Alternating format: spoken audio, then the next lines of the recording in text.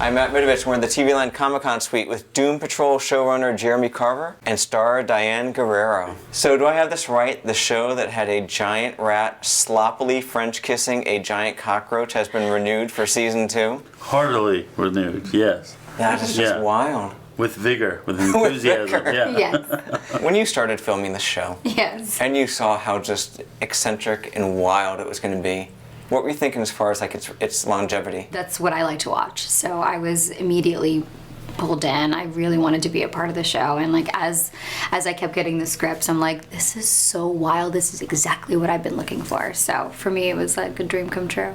And it's drawn a lot of acclaim, and the fans are crazy about it.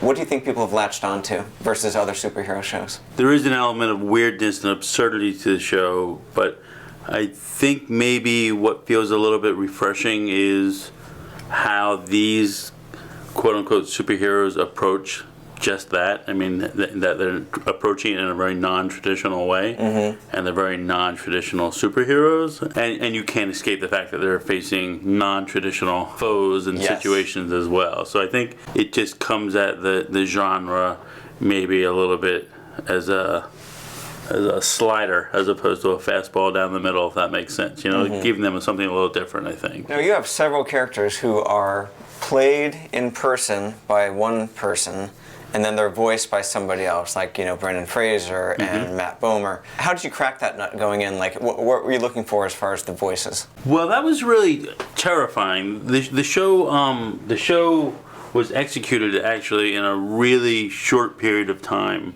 from the jump to when we started filming compared to most TV shows. A really short period of time. So it wasn't until really the run-up to shooting the first episode that it really began to sink in that we were going to have the voice actors and you know, who weren't going to be there, and you know, it did.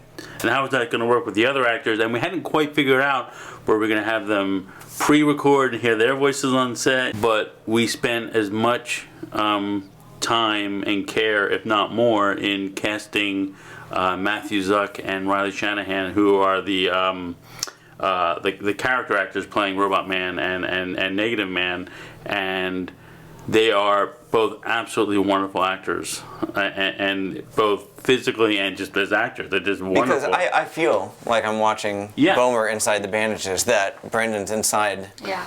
And you can probably speak to that. I mean, you're with them more than anybody every day, well, right? I was really nervous because I actually didn't know. I was really naive going to it. I was like, yeah, Brendan Fraser's going to be in this suit the entire time. You know, I was so surprised when I met Matt and Riley. I go, who are these guys? And then as I started working with them, I was a little nervous. I was like, how's that going to work? But they're just so good at their jobs. And even when Matt Bomer and Brendan Fraser get together with these actors, I can see them just working in tandem. They're so good at communicating with each other, and I really haven't had a problem acting with these guys and having kind of that. The voice and the body be different. I think it's been actually pretty interesting and a really great experience just because everybody just brings so much to the role. Now, you yourself, you obviously knew what you're getting into playing Crazy Jane, but did you know what you were getting into? Not really. I didn't. I guess I never know. You never know what to expect. I mean, it was a first time for me playing a character with split personality disorder and having to switch back and forth. Obviously a dream for me because I like to learn as much as possible about this craft and how to do it and how to, you know, dig into my emotions and how to flip into and be a different person or explore different sides of myself. So it's been super challenging. I learned that I have to be very physical. I've never really been that physical in any other role. So because the physicality has informed a lot of the different personalities, and so it's been very helpful. TVLine actually gave you a Performer of the Week honorable mention for Jane Patrol, which was when she traveled to the underground and you really dug into the multiple roles all at once kind of going on. Yeah. Was that the most challenging episode of the season for you? It was because I had to, Jane had to face her biggest fear, which was her father. I just wanted to. It was probably like her most vulnerable moments of the season. Sure, yeah, exactly. And I was like nervous about being able to deliver that and do justice to that story, because I know because so many people have commented on that show, on that episode, I mean, and how much it touched them. Just anybody dealing with mental health issues, or past trauma, I think it really spoke to, and I was happy to deliver it. But I was nervous, but Yeah. I think it went well. Yeah. I liked the episode. Jeremy, what visual effects moment are you most proud of from season 1? From just the sheer giggling in the writer's room to we couldn't possibly be able to do that. I mean, like, there's a couple. There's the butt balloon from episode 6, and there's the butts and big butt theme. And, you know, in the ant farm, the impassioned kiss between Whiskers and Ezekiel It was a special moment. Was a bit of a dream come true. You know? You felt the heat between them. And then the one thing which I assumed was going to be a VFX, which we did practically, was the inside of Whisker's tummy that Cliff was stuck in.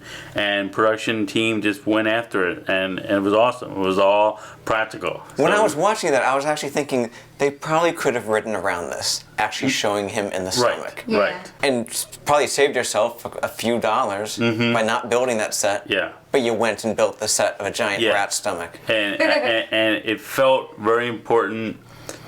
That's why I say whenever people say it's a bizarre show, I mean, to me it's much more than a bizarre show. I mean, it's a show that's actually rooted in these characters' pain and trauma, and the idea that Cliff is ending up in the belly of a rat, sort of having his moment, just felt like we just got to go for it. You're right. We could have weaved around it, had we been forced to. But we were very, very lucky to have both the production and the means to be able to pull it off on the show. Yeah. It was stunning. I was actually really jealous that I didn't get to go in the belly. I was like, this is beautiful. And because when you see Cliff in the rat's tummy, is it the rat? It's the rat's tummy. The one thing that he keeps repeating to himself is, I do not deserve this. And I thought it just spoke to so many, it spoke to me and all the, kind of gnarly challenges that I've had, or just some of the just sticky situations that I've been in, literally sticky situations, and thinking to myself, do I deserve this? And it was nice to see this character kind of coming to that and being able to get out of that mess by encouraging himself and saying that he deserved more. I really like that. And outside of your own, what were some of your favorite character moments from season 1? Yeah, I loved that Jane being spat up out of the donkey's mouth. Mm-hmm. That was one of my favorites. I love Karen. I love that character just switching between Karen and Jane and Hammerhead. I love how much Hammerhead hates Karen, and I love that. Seeing that rift between the two, and it's fun for me. Yeah. What do you want to say about the plan for season 2? The plan is we're planning. There's not a lot to say right now. Okay. You know what I mean? Yeah. But are we going to see Dorothy's face? We hope to.